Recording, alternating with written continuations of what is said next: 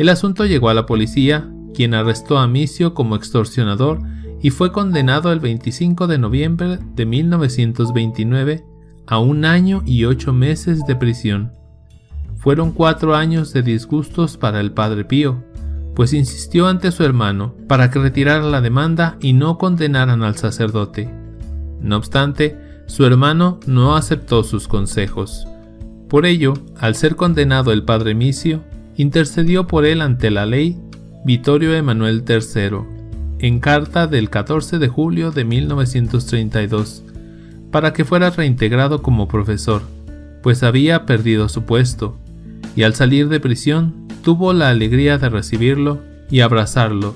Ambos se hicieron buenos amigos y durante varios años el Padre Amicio subía frecuentemente a visitar al Padre Pío al convento para conversar con él.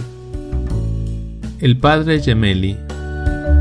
El Padre Agustín Gemelli fue a visitar al Padre Pío en abril de 1920 y consideró al Padre Pío como psicópata, un pobre enfermo, cuyas llagas eran producidas por su gestión.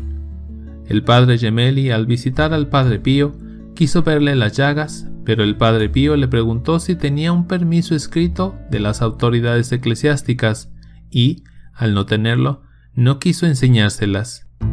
Y, sin verlas, emitió un juicio negativo sobre las llagas y sobre la persona del Padre Pío, a quien consideró por su desplante poco menos que un enfermo mental.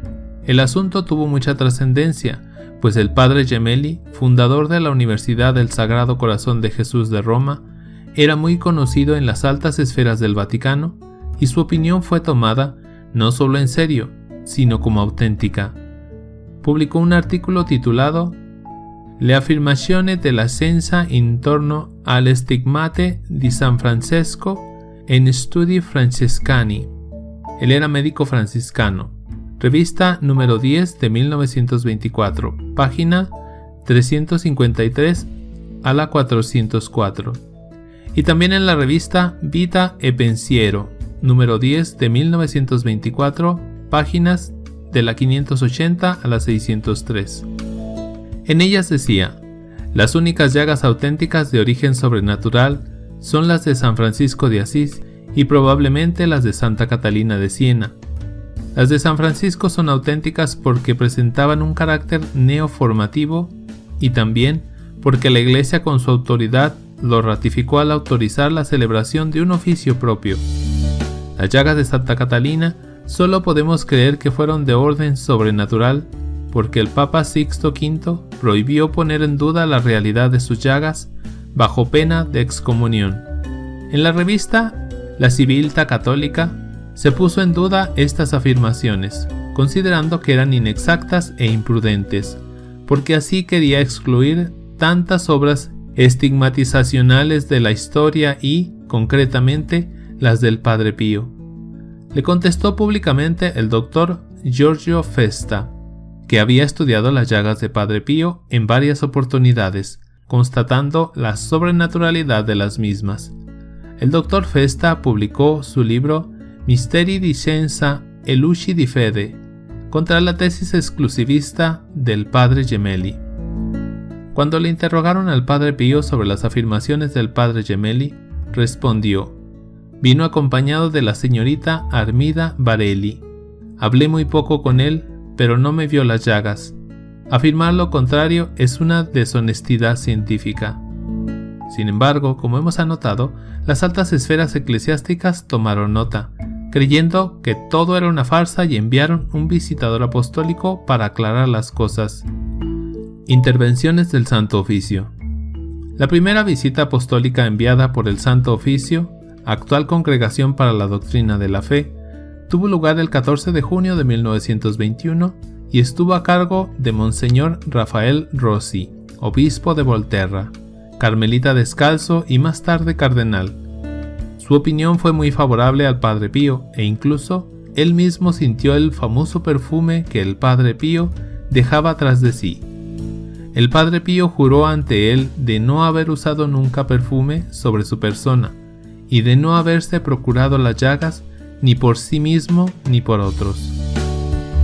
Dejó escrito: El Padre Pío es un buen religioso, ejemplar, ejercitado en la práctica de la virtud, dado a la piedad y quizás elevado en los grados de oración más de lo que aparenta al exterior.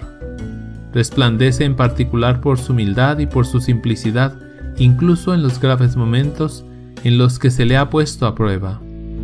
Después de la visita, el Santo Oficio mandó una comunicación el 2 de junio de 1922, en la que se ordenaba que el Padre Pío debía evitar toda singularidad. Debía celebrar la misa no a hora fija, sino a cualquier hora, de preferencia muy de mañana y en privado, para evitar que la gente acudiera en masa a su misa. Que por ningún motivo debía mostrar sus llagas, y menos aún darlas a besar. También se debía cambiar a su director espiritual, el Padre Benito, con el cual se le prohibía cualquier comunicación, incluso epistolar. El Padre Pío no debía contestar ni por sí mismo ni por otros a las cartas a él dirigidas para pedirle consejo, pedirle gracias o por otros motivos, aconsejando a los superiores llevar al Padre Pío a otro convento. Pero los detractores siguieron en su lucha contra el Padre Pío y los capuchinos. El 21 de julio de 1922 llegó al Padre General una carta del Santo Oficio en la que se decía que habían recibido noticias de que los religiosos del convento de San Giovanni Rotondo se habían peleado entre sí y se habían herido con arma blanca y de fuego, quedando algunos heridos, de modo que había tenido que intervenir la policía para poner paz entre ellos. El motivo, decían, que era el haberse querido repartir los cientos de miles de liras u otros objetos preciosos que la gente le entregaba al Padre Pío. El Padre General quiso aclarar las cosas de inmediato y mandó al Padre Capuchino Celestino D'Adesio para investigar. Todo se aclaró. Habían sido mentiras inventadas por envidiosos malintencionados, pero el Santo Oficio recomendó que trasladaran al Padre Pío a otro convento. El 23 de noviembre de 1922, el Padre General le envió al Cardenal Merry de Val una larga carta en la que le daba noticias de cómo no había sido posible trasladar al Padre Pío, porque el pueblo amenazaba con graves represalias en caso de traslado, como lo reconocían las mismas autoridades civiles y eclesiásticas. El 31 de mayo de 1923, el Santo Oficio emitió un comunicado, publicando en la Acta Apostolicae Sedis, que, traducido del latín, dice así: declaración en torno a los hechos que se atribuyen al Padre Pío de la Orden de Menores Capuchinos. La Suprema Congregación del Santo Oficio declara que de los hechos que se le atribuyen no consta la sobrenaturalidad de los mismos y exhorta a los fieles a conformarse en su comportamiento de acuerdo a esta declaración. Roma, 30 de mayo de 1923.